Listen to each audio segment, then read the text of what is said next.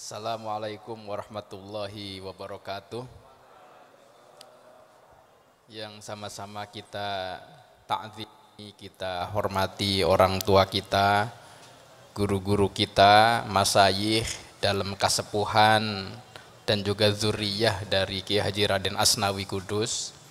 Ada Pak Kiai Fatur Rahman, Pak Kiai Saifuddin, Pak Kiai Hafiz, Pak Kiai Hamid, dan juga para kiai lain yang tanpa mengurangi rasa hormat saya kepada beliau-beliau tidak bisa disebutkan satu persatu. Ada guru kita juga di sini, Profesor Dr. Kiai Haji Ihsan. Juga ada Pak Kiai Jalil, juga ada Pak Kiai Hasan Mafik ya, dan juga moderator kita Pak Haji Saifullah Amin. Para kiai, para asatiz, para bunyai, para jamaah, hadirin hadirat sekalian malam ini yang berbahagia. Alhamdulillahirabbil alamin, wassalatu wassalamu ala asyrafil anbiya'i wal mursalin, sayyidina wa habibina wa syafi'ina wa dzukhrina wa maulana Muhammadin wa ala alihi wa ashabihi wa tabi'ihim wa tabi'i tabi'ihim bi ihsanin ila yaumiddin. Berbahagia sekali rasanya saya bisa sowan kembali ke Kudus, Kiai. Kudus ini bagi saya kota yang istimewa. Julukan bagi Kudus ini banyak. Yang pertama, Kudus ini dijuluki sebagai Madinatul Aulia, katanya. Kota para wali. Karena banyak sekali kekasih-kekasih Allah yang memang ada di tanah Kudus yang diberkahi ini. Yang kedua, Kudus ini sebagai Madinatul Aulia juga sebagai ma'danul ilmi wal ulama, sumber yang darinya itu mengucur mata air keilmuan dan keulamaan yang tiada pernah putus sejak Islam didakwahkan di tanah yang diberkahi ini. Makanya saya iri sama orang Kudus nih Pak, pengen jadi orang Kudus. Kok ketawanya ini? Belum telat. Masih bisa. Jadi Kudus ini Masya Allah ya, ma'danul ilmi wal ulama. Ada banyak ulama di setiap abadnya yang pengaruhnya bukan hanya lokal di Kudus saja, tetapi nasional bahkan internasional. Yang ketiga, kita bisa menjuluki Kudus juga sebagai markajus tsaqafah wal hadharah, pusat akulturasi budaya dan juga nilai-nilai peradaban. Kita bisa melihat di sini bagaimana nilai-nilai luhur Islam itu bisa berakulturasi, berasimilasi dengan nilai-nilai luhur Jawa tanpa adanya konflik yang berarti.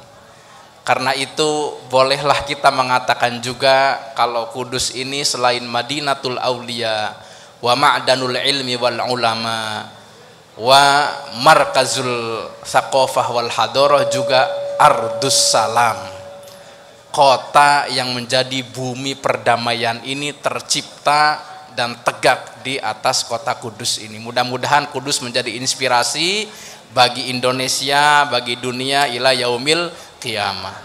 Dalam kewalian, dalam keilmuan, dalam keulamaan, dalam kebudayaan.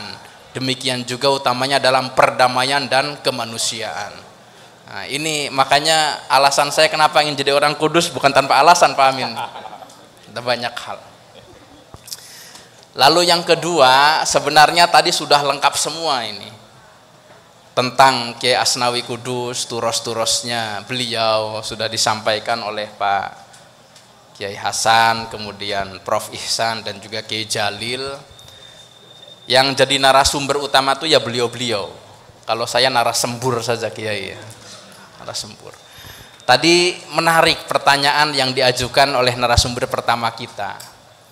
Apakah memang ada catatan sejarah yang menyebutkan jika Kiai Asnawi Kudus ini adalah murid langsung daripada Syekh Nawawi Al-Bantani? Nah, sebelum menjawab itu, ada 3 orang ulama dari Kudus yang menjumpai Syekh Nawawi dan 3-tiganya ini menjadi alim besar. Dari Kudus yang satu ada yang kemudian menjadi salah satu ulama besar di ujung timur Pulau Madura. Yang kedua orang Kudus yang kemudian menjadi ulama besar dan wafatnya di Mekah. Dan yang ketiga orang Kudus di Mekah yang kemudian pulang ke Kudus membawa cahaya dari Haromen dan disebarkannya di Kudus. Yang pertama ada Kiai Syarqawi, pendiri pesantren Guluk-Guluk. Jadi Kiai Syarqawi ini aslinya dari Kudus. Kiai Sarkawi kalau di sana. Sarkawi. Sarkawi. Sarkawi. Sarkawi itu santri, kalau Sarkawi juga. Oh, Bahasa Madura ini Kiai Sarkawi. bukan Wi Sarkawi, bukan. Ala kulli hal ya Kiai Syarqawi. Beliau itu wafatnya tahun 1911. Waduh, kalau Kiai Hamid yang udah bilang nggak berani apa-apa saya ini. Itu bukti pertemuan Kiai Syarqawi dengan Syekh Nawawi adalah tulisan tangan daripada Kiai Syarqawi sendiri. Beliau menyalin, saya jumpai lihat sendiri tulisan tangannya Kiai Syarqawi itu dua karya Syekh Nawawi Banten. Yang pertama itu Tanqihul Qaul Al-Hafiz, yang kedua Qomi Utughyan. Dan disalin ketika beliau memang berada di Mekah, dan karya itu kan karyanya Syekh Nawawi Al-Bantani. Kurang lebih tahun 1870-an dan 1880-an. Karena Syekh Nawawi Banten sendiri wafatnya 1897. Itu Kiai Syarqawi dari Guluk-Guluk, wafatnya 1911. Aslinya dari Kudus. Kemudian takdir membawa beliau jauh ke ujung timur Pulau Madura, dan di ujung timur Pulau Madura ini beliau mendirikan pesantren yang hingga hari ini menjadi salah satu pesantren terpenting, yaitu pesantren An-Nuqoyah. Lalu yang kedua, di antara ulama Kudus yang berjumpa dengan Syekh Nawawi Banten dan tertulis terverifikasi perjumpaannya itu adalah namanya Syekh Abdul Hamid bin Muhammad Ali Al-Qudsi Summal Makki, dikenal dengan nama Syekh Abdul Hamid Kudus. Beliau wafatnya tahun 1915. Syekh Abdul Hamid Kudus ini punya banyak karya. Di antaranya itu ada satu buku tentang historiografi tentang baginda Nabi Muhammad SAW dan adab ziarah ke Madinah. Judulnya Az-Zakhair Al-Qudsiyah. Jadi membawa nama kota Kudus itu menjadi judul kitabnya. Az-Zakhair Al-Qudsiyah fi adabi ziyarati khairil bariyah. Itu kitab berbahasa Arab. Yang kedua, di antara karya Syekh Abdul Hamid Kudus yang terkenal adalah hasyiah terhadap satu buah syarah dalam bidang ilmu usul fikih, ya, Tashilut Turuqat hasyiah ala syarah Nazmil Waraqat. Nah, itu Syekh Abdul Hamid Kudus. Yang menarik, Syekh Abdul Hamid Kudus ini selain beliau itu jumpa dengan Syekh Nawawi, beliau juga adalah yang mengumpulkan sanad keilmuan gurunya beliau yang juga gurunya Syekh Nawawi, yaitu Mufti Syafi'iyah di Mekah namanya Sayyid Ahmad Zaini Dahlan. Jadi Sayyid Ahmad Zaini Dahlan itu Mufti Syafi'iyah di Mekah, ya, wafatnya 1885. Salah satu muridnya Syekh Nawawi, Mbah Khalil Bangkalan, termasuk Syekh Abdul Hamid Kudus. Nah, itu yang kemudian mengumpulkan genealogi keilmuan Sayyid Ahmad Zaini Dahlan ini adalah Syekh Abdul Hamid Kudus. Kalau yang menulis manaqib biografinya itu juga gurunya Syekh Abdul Hamid Kudus, muridnya Sayyid Ahmad Zaini Dahlan, pengarang I'anatul Thalibin. Sayyid Bakri Syato, ya, judulnya itu Faidur Rahman fi Manaqib Sayyid Ahmad Zaini Dahlan. Itu kayak sekali kalau kita menelusuri karya-karya ulama kita ini, Masya Allah, itu seperti lautan ilmu yang memang tiada bertepi, ya. Nah, Syekh Abdul Hamid Kudus ini wafatnya 1915, dan beliau ini ada satu buah karya yang menarik yang memang masih berupa tulisan tangan. Nanti tugasnya Lajnah Turos Qudsiyah ini mentahqiqannya berbahasa Arab. Judulnya itu adalah At-Tuhfah Al-Mardiyah fi hukmi tarjamah wa tafsiril Quran bil lughah al-ajamiyah. Jadi kitab At-Tuhfah Al-Mardiyah itu mengkaji fatwanya Syekh Abdul Hamid Kudus tentang apa hukumnya menerjemahkan atau menafsirkan Al-Quran dalam bahasa ajam. Karena pada masa itu beberapa ulama Nusantara ada yang menulis dalam bahasa Ajam. Ada Syekh Abdurrauf Singkil dari Aceh ya. Wafatnya 1693 menulis tafsir Al-Qur'an dalam bahasa Melayu Turjumanul Mustafid. Dan ada yang juga sekurun dengan beliau Kiai Soleh Darat yang tadi disinggung, Faidur Rahman ya, tafsir Al-Qur'an dalam bahasa Jawa Pegon itu jadi bahan perdebatan zaman dulu. Ini hukumnya bagaimana kira-kira?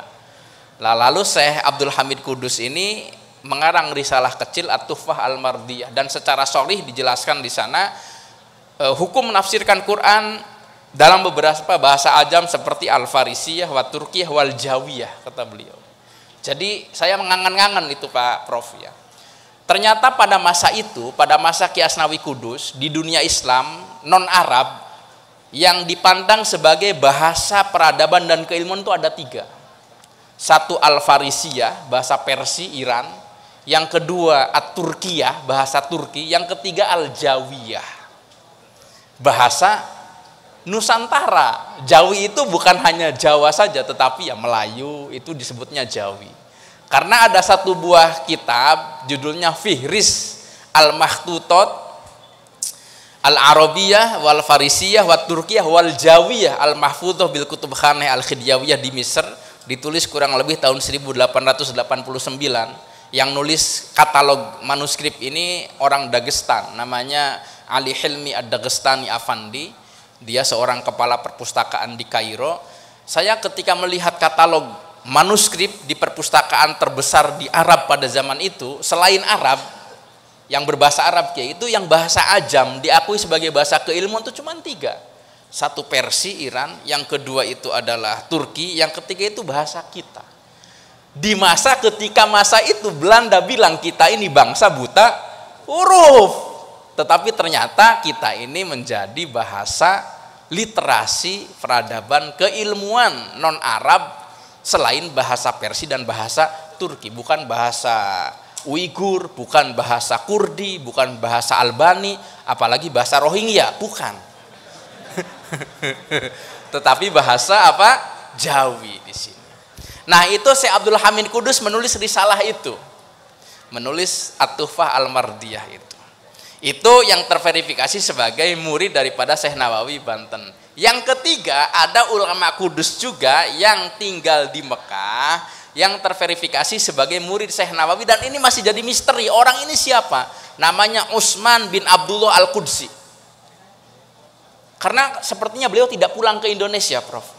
Cuman peninggalan manuskrip beliau di Mekah itu banyak dan sekarang sudah diakuisisi jadi koleksinya Universitas Al-Imam Muhammad, Universitas King Saud yang ada di Riyadh gitu ya. Tetapi catatan peninggalan Utsman bin Abdullah Kudus itu banyak. Dan di antara manuskripnya Syekh Nawawi Banten itu ada catatan kepemilikannya Utsman bin Abdullah Kudus. Lalu kakaknya Syekh Mahfud Termas, Kiai Dahlan bin Abdullah At-Tarmasi yang kemudian jadi menantunya Syekh Soleh Darat, ada satu karya judulnya Fathul Majid fi Bayani Hukmi Taklid. Nah, itu juga catatan kepemilikannya Utsman bin Abdullah Kudus ya. Termasuk sanad qiraat asyrahnya Syekh Mahfud, ijazah daripada Syekh Muhammad bin Syawi, koleksi manuskrip perpustakaan Mekah Mukarramah itu ada catatan kepemilikannya Utsman bin Abdullah Kudus. Saya dari dulu nyari-nyari di sini, Pak Kiai. Utsman bin Abdullah Kudus ini zaman dulu ketika punya banyak koleksi manuskrip itu fix sultan dia, orang kaya, saudagar. Sekitar tahun 1900-an sampai 1930, antara kurun masa itulah, masa beliau kepemilikan manuskripnya itu. Ya zamannya Mbak Asnawi, betul. Nah ini nanti PR untuk banyak PR-nya ini. Lajnaturus Qudsiyah ini ya. Nah lalu yang keempat ini adalah tentang Kiai Asnawi Kudus, apakah jumpa langsung dengan Syekh Nawawi atau enggak. Saya sendiri memprediksi jumpa dan murid langsung. Ditandai dengan apa? Pertama, yang paling jelas saja, garwo jandanya Syekh Nawawi itu kan dilungsurkan kepada Kiai Asnawi Kudus ketika Kiai Asnawi Kudus ada di Mekah. Lalu yang kedua, kitab yang menjadi bahan diskusi kita pada malam kali ini yaitu Syariatul Islam li Ta'limin Nisa wal Ghulam. Itu rujukannya konsisten seperti kata jenengan bilang tadi, kasifatus saja terus. Ini sebagai bentuk ingin apa?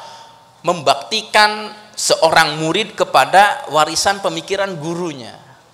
Jadi bagaimana untuk memvernakularisasi, nah bahasanya pakai Jalil ini, vernakularisasi, wangel nemen, sing gampang iki wis pribumisasi lah gitu kan. Bagaimana membumikan kitab Kasifatus Saja sing bahasa Arab, yang hanya orang bisa bahasa Arab saja membacanya, itu orang Jawa yang tidak pandai bahasa Arab juga bisa dapat berkah ilmunya dengan mengarang kitab Syariatul Islam. Nah itu apa namanya, asumsi saya ya, karena ada wujud di dalil tidak adanya dalil itu layak dulu gitu kan, tidak menunjukkan kalau sesuatu itu tidak ada.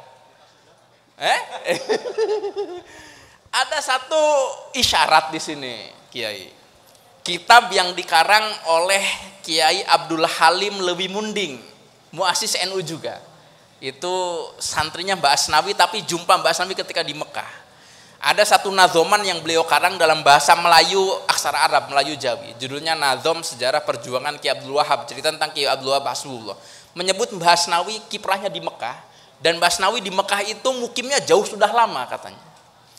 Nah di sini ada beberapa ya iftirodot ya, beberapa asumsi-asumsi. Mbak Asnawi ini di Mekah sudah dipastikan generasinya siapa? Syekh Nawawi, generasinya kemudian Syekh Mahfud Termas, kemudian generasinya Mbah Hasyim Asy'ari, dan jumpa dengan junior-juniornya diantaranya Mbah Wahab dan Ki Asnawi. Karena Ki Abdul Halim Lewi Munding itu menyinggung kalau di Mekah antara Ki Asnawi dengan Ki Wahab itu sempat debat.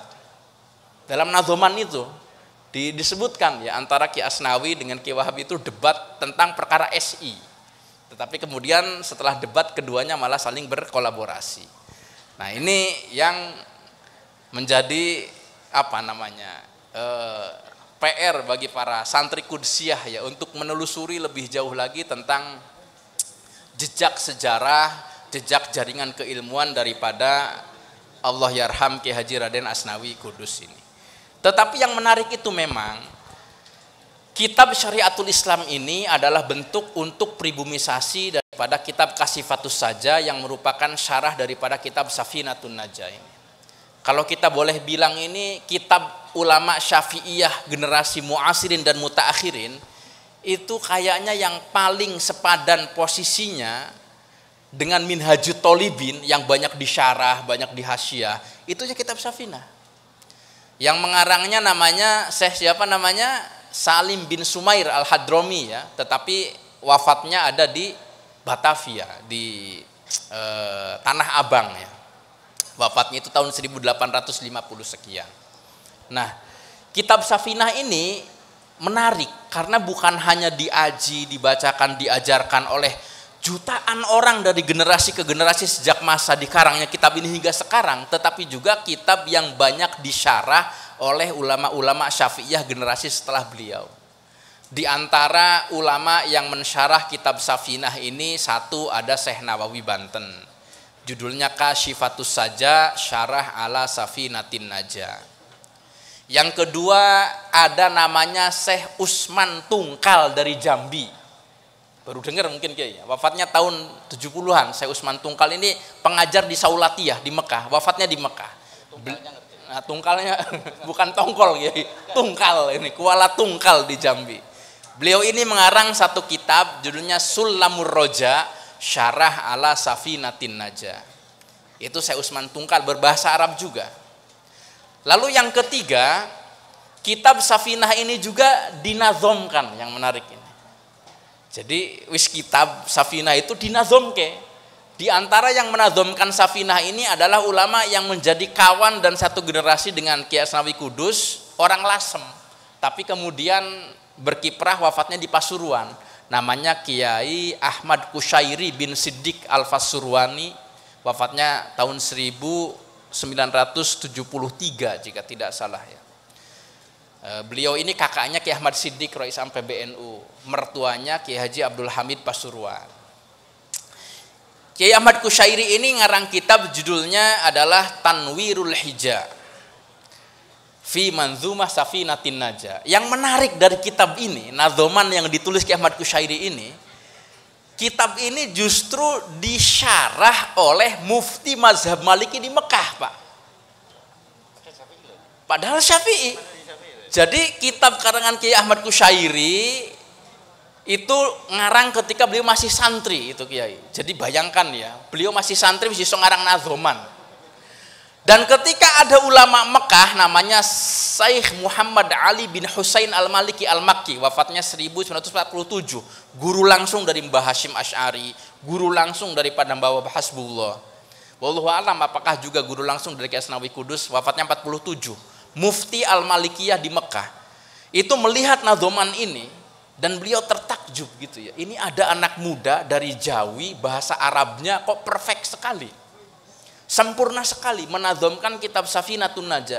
Dan sebagai bentuk penghormatan dan kekaguman Mufti Maliki ini terhadap anak muda dari Nusantara kawannya Mbak Asnawi ini, itu beliau berkenan mengarang satu buah kitab judulnya Inaratud Duja Syarah ala Tanwiril Hijafi Manzumah Safinatin Najah. Jadi bayangkan Mufti Maliki gelem-geleme ngarang kitab dalam mazhab Syafi'i.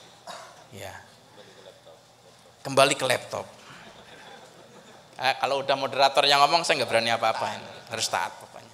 Padahal mau ngomong tentang syarah-syarah Sapinah yang lain masih banyak, tapi kan ini haul Mbah Asnawi Kudus.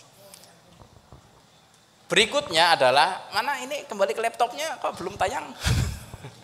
Saya ingin berbagi bersama tentang data-data kesejarahan Mbah Asnawi ini yang ternyata dijumpai di 3 wilayah benua Pak Kiai. Yang pertama data-data kesejarahan Mbah Asnawi dijumpai juga di Nusantara. Yang kedua data-data Mbah Asnawi dijumpai di Timur Tengah. Dan yang ketiga data-data tentang Mbah Asnawi dijumpai di Belanda. Nah ini barang ini kayak caca santri kudusnya orang pernah melihat. Yang enggak harus, ini kan udah saya bawakan ini Prof. Ini halaman berapa ini? Slide nomor 13 berarti ini ya. Betul ya? Slide nomor 13 nggih. Nah, ini ada satu tulisan tangannya Kiai Asnawi Kudus. Tulisan tangan beliau ditulis dalam bahasa Arab yang isinya adalah berdebat dengan Mufti Syafi'i Mekah. Jadi saya merinding, Prof, baca, saya menemukan manuskrip ini jauh sekali itu Kiai di Banyuwangi, ujung timur Pulau Jawa. Jadi di Banyuwangi itu ada satu pesantren tua, namanya pesantren Lateng. Pesantren Lateng di Kampung Mandar itu di Banyuwangi, tempat Muktamar NU ke-9 tahun 34 di sana. Nah di Lateng ini Mbah Soleh Lateng wafat, beliau itu kawannya Mbah Asnawi, ya kawannya Mbah Hashim Asy'ari. Ketika wafat ada penerusnya dan setelah itu terputus. Kalau kata Pak Jalil ini titenono nek wis generasi ketelu, nah seperti itu di Lateng juga berlaku. Itu puluhan tahun lemari beliau Prof terkunci Prof. Terkunci puluhan tahun itu lemarinya Kiai Soleh Lateng itu. Saya datang ke sana kebetulan dengan Aswaja Centernya Banyuwangi saat itu, dengan komunitas Turosnya Banyuwangi, komunitas Pegon, ya dengan beberapa kiai Banyuwangi, minta izin agar lemari Masjid Perpustakaan Syekh Soleh Lateng yang puluhan tahun terkunci itu mau dibuka. Saya matur ke cicitnya, Kiai ini sejak kapan terkunci? Kiainya itu sudah agak sepuh ya. Ya usia 50 menjelang 60. Saya tanya ini terkunci sejak kapan? Ya sejak saya usia SMA lah katanya. Berarti lama banget ini. Awalnya susah itu Prof. Ya nggak berani, ini udah puluhan tahun terkunci, nanti gimana kalau itu kan pamali dalam bahasa Sunda itu kan kewalat atau gimana. Nah terus kita kasih pemahaman, Kiai ini ngapunten kalau kitab-kitab yang ada di dalam lemari, karena ada 5 tingkat itu, 5 rak ya. Terkunci yang baca itu ya serayap, semut, ya kan, kemudian debu. Kalaupun nggak gitu nanti terbakar, kena banjir, hilang ilmunya. Jalan tengahnya bagaimana kalau gemboknya dibuka kita belikan gembok baru. Akhirnya alhamdulillah berkenan. Nah itu pas mau buka gembok itu tahlilan dulu kita Prof. Kalau tiba-tiba ada kesurupan kan bahaya ini, puluhan tahun terkunci. Masya Allah. Dibuka di sana, di dalamnya Masya Allah. Fiha kutubun qayyimah. Ada banyak kitab-kitab yang Masya Allah, mala ainun ro'at pokoknya itu. Ini mata tuh belum pernah lihat sebelumnya. Di antaranya ada satu kitab yang ditulis oleh Mbah Wahab Hasbullah tahun 23 sebelum NU didirikan. Kitab itu berjudul Panyirep Gemuruh Jawa Pegon. Lalu kitab karangannya Sayyid Usman, Panyirep Gemuruh. Nah, tulisannya Panyerep atau Panyirep pokoknya. Ya, intinya itulah pokoknya. Tentang hukum masjid waktu itu. Di antaranya adalah manuskrip ini. Ini saya ketika membacanya merinding karena apa? Seorang kiai Jawa berani untuk mendebat posisi mufti Syafi'iyah, ulama yang berada dalam puncak tertinggi dalam hierarki mazhab Syafi'i yang ada di Mekah. Namanya Sayyid Abdullah bin Muhammad Soleh Az-Zawawi Al-Makki. Itu mufti terakhir Syafi'iyah di Mekah itu. Wafatnya 1924. Beliau wafat itu di kota Taif. Wafatnya itu dalam keadaan ketika membela kota Taif yang sedang dikepung oleh tentara Najd, Kiai. Tentara Najd itu ya anulah ya, ngertilah.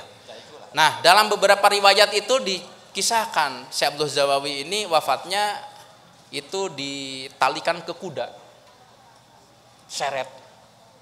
Karena apa? Dianggapnya oleh ya pihak sebelah itu ini syekh ahli bid'ah, ahli syirik dan seterusnya. Mufti Syafi'iyah ya. Padahal dia udah sepuh gitu. Nah, pada tahun 1913-an beliau itu berdebat dengan Ki Asnawi dan Ki Asnawi menulis ini dan dikirimkan ke Mekah. Gara-garanya apa? Gara-garanya Syekh Abdullah Zawawi itu menganggap kurang betul tentang tradisi manakiban yang ada di Nusantara. Dipandangnya manakiban itu salah isinya. Akhirnya Ki Asnawi meluruskan dengan bahasa ilmiah, dengan bahasa keilmuan. Sehingga akhirnya ya sampai sekarang berkahnya manakib di Jawa, di Nusantara itu masih tetap lestari kan, manakib Syekh Abdul Qadir Jailani ini. Dulu sempat mau dilarang itu Pak. Yang melarang bukan siapa-siapa, mufti Syafi'iyah di Mekah. Tetapi kemudian Kiai Haji Raden Asnawi Kudus menulis risalah ini, menjelaskan duduk perkaranya sehingga akhirnya kemudian sampai hari ini manakib di Jawa itu tetap lestari. Itu salah satu turos penting daripada Kiai Haji Asnawi Kudus diantaranya. Nah, next berikutnya. Nah, ini ada tulisan tangan beliau ya. Dikatakan katabahu bifammihi wa qalamihi, telah menulis risalah ini dengan lisan beliau dan juga dengan kolam beliau. Ar-Raji Ghufranal Masawi, seseorang yang berharap ampunan terhadap kesalahan-kesalahannya, itu Muhammad Asnawi Al-Qudus Al-Jawi. Nah, nanti kitab ini juga PR untuk Lajnatul Qudusiyah. PR-nya banyak ini, ya, salahnya sendiri ngundang ini kan. Oh, proyek ya. Nah, kalau proyek saya mau ikut maksudnya. Aduh. Nah, maksud saya begini, Kiai Asnawi ini ternyata beliau ini arifnya luar biasa. Bagaimana memahami konteks siapa yang menjadi khitab berbicara beliau. Ketika beliau berhadapan dengan masyarakat Kudus, orang-orang awam, beliau menyampaikan pesan keagamaan itu dengan bahasa mereka, dengan bahasa Jawa. Ya, ini kitab Syariatul Islam, Pegon. Tetapi ketika beliau berhadapan dengan raksasa keilmuan yang ada di Mekah, Mufti Syafi'iyah, yang memakai bahasa keilmuan sesuai dengan khitab beliau, bahasa Arab. Nah, makanya, Masya Allah Ki Asnawi ini ya. Berikutnya, ini kitab daripada Syariatul Islam ini, yang ada di genggaman para hadirin sekalian, versi terbitan di Kairo tahun 34 ya. Jadi Syariatul Islam di Ta'limin Nisa wal Ghulam. Oh baik, saya ini banyak diinstruksi. Saya menurut aja kayak nanti. Yang jelas ini di Kairo, Ki Asnawi ini itu gelarnya lagi-lagi membuat kita merinding. Syekh Asnawi itu disebut sebagai satu qudwatul wasilin, sebagai teladan bagi orang-orang yang sudah wusul kepada Allah Subhanahu wa taala, wa murabbil muridin, sebagai pendidik terhadap orang-orang murid yang memang sedang mencari ilmu, Syekhun Al-Asnawi Al-Qudsi Al-Jawi dan seterusnya. Berikutnya ini juga ada data sejarah Ki Asnawi menjadi pentashih Al-Qur'an di Indonesia bareng dengan ulama-ulama Al-Qur'an yang lain. Ini tahun 50-an ya. Ada Kiai Muhammad Usman, ada Kiai Ahmad Badawi, ada Kiai Ahmad Asnawi, Kiai Asnawi, ada Kiai Ridwan, Kiai Abdullah, Kiai Mahmud Rois dan lain sebagainya. Ini Al-Qur'an cetakan litograf, dicetak oleh salah satu percetakan yang ada di Cirebon, tetapi namanya adalah Al-Matba'ah Al-Misriyah ya, atau percetakan Mesir. Berikutnya lagi, kalau ini para santri Qudsiyah sudah khatam dan hafal saya pikir ya, muqaddimah khutbah kitab terhadap kitab Pasolatan Jawen. Berikutnya ini juga adalah arsip Ki Asnawi ketika beliau masuk dalam kepengurusan Hobestur Nahdlatul Ulama. Ini ada dalam kitab Qanun Asasi, nama Ki Asnawi dan Kiai Hambali tertulis di sana sebagai Hay'ah Syuriyah di sini ya, Awan ya. Ada Ki Asnawi, ada Ki Hambali, ada Ki Khalil Lasem, ada Ki Ridwan Semarang, ada Ki Maksum Jombang, menantunya Mbah Hasyim Asy'ari dan lain sebagainya. Nah, next berikutnya ini juga masih tentang arsip daripada Ki Asnawi dalam kepengurusan NU di masa-masa awal berdirinya. Next berikutnya, nah ini Sokolondo. Ini arsip didapatkan dari Belanda. Jadi Mbah Asnawi itu pernah ditangkap oleh Belanda pada tahun 1919 ya, dalam satu huru-hara yang ada di Kudus. Kita mungkin selama ini mendengar tentang cerita geger pecinan atau huru-hara Kudus, dan memang peristiwa ini terrecord ya dalam beberapa sumber-sumber kearsipan Belanda. Di antaranya ada dalam satu koran De Lokomotif ya, De Lokomotif ya, mudah-mudahan nggak salah lah bilangnya. Itu 2 Desember 1919 ya. Dikatakan later naen wiflichen bekhut khij Haji Asnawi ke kheben ghazian. Bener apa enggak bacanya? Yang penting yakin wis pokoknya lah itu kan. Yang penting kan datanya sudah ada, nanti tim Turos Ki Asnawi ini menerjemahkan ini. Nanti minta berangkat sama Prof ke Belanda gitu ya. Kursus bahasa Belanda. Siap. Pokoknya jangan tidur dulu, ini dibongkar-bongkar, tenang. Ya. Next berikutnya. Nah, ini ada juga di De Lokomotif ya tentang di sidangnya Ki Asnawi pada bulan Desember tahun 1919 ya di sana. Saya kutipkan di sini kutipannya. Berikutnya juga ini tentang ditangkapnya Ki Asnawi dalam koran lain De Preanger Bode. Lalu berikutnya, setelah itu ternyata tahun 22 Ki Asnawi itu pernah dicekal, tidak boleh untuk berbicara di hadapan umum. Tidak boleh beliau ini memberikan pengajian Haji Amin. Nah, ini ada pencekalannya di sini ya, enverbod tot spekren. Bener bora lah. Intinya itu dilarangnya Kiai Asnawi untuk berbicara di hadapan umum, ngasih pengajian dan ngasih pidato. Karena beliau ini diantaranya memang orator ya, dan banyak memberikan pengajian-pengajian di banyak tempat. Nah, tahun 22 artinya 3 tahun setelah beliau sebelumnya ditangkap karena huru-hara Kudus tahun tersebut, itu 3 tahun berikutnya beliau dapat keputusan larangan untuk berbicara. Nah, jadi Kiai Jalil ini pesan ke saya, ini ada enggak ini arsip-arsip Belanda yang isinya perlawanan Ki Asnawi terhadap Belanda? Ya jangan dikeluarin semua dulu. Oh iya. Kok enakan kalau itu ya. Ya, berikutnya termasuk halnya di arsip Belanda juga tahun 26 ini ada pandangan Ki Asnawi yang memang sangat mengkritik keras kelompok Wahabiyah ya. Ya kelompok Najd tadi itu ya. Nah, ini juga tercatat dalam arsip Belanda. Berikutnya ini Ki Asnawi tercatat juga di sumber Belanda ketika beliau mengupayakan bagaimana menjaga Ahlus Sunnah wal Jamaah di dunia internasional melalui Komite Hijaz. Pada tahun 26 kan yang harusnya berangkat itu Ki Asnawi. Tetapi kemudian kapalnya itu sudah berangkat duluan, dikejar ke Singapura juga tidak terkejar, akhirnya baru berangkat utusan Komite Hijaz itu tahun 28. Yang jadinya berangkat itu membawa Habibullah dengan Syekh Ahmad Ghanaim Al-Amir dari Mesir. Berikutnya ada banyak ini ya, jadi nantilah kita lanjutkan sesuai dengan requestnya Pak Kiai Jalil, biar nanti ada tanya jawab, komentar, tanggapan. Ala kulli hal, Ki Asnawi ini arsip-arsip beliau bisa kita telusuri di banyak wilayah. Ada arsip-arsip yang di dalam bahasa Nusantara, Jawa, Melayu. Ada arsip-arsip beliau yang berasal dari Timur Tengah, seperti tadi kitab cetakan yang ada dari Kairo. Yang belum terungkap banyak itu ketika masa mukimnya Mbak Asnawi di Mekah. Itu baru didapat dari kitabnya Ki Abdul Halim Lewi Munding itu. Nah, saya yakin peninggalan beliau di Mekah itu tidak sedikit. Nah, cuman harus ada upaya penelitian lebih lanjut. Dan yang ketiga, arsip-arsip Mbah Asnawi yang ada di Belanda.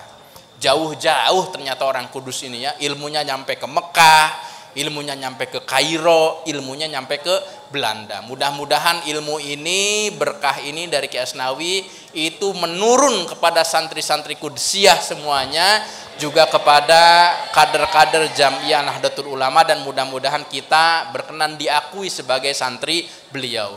Wallahu a'lam bishawab, kurang lebihnya mohon maaf. Wallahul muwaffiq ila aqwamit thoriq. Wassalamualaikum warahmatullahi taala wabarakatuh.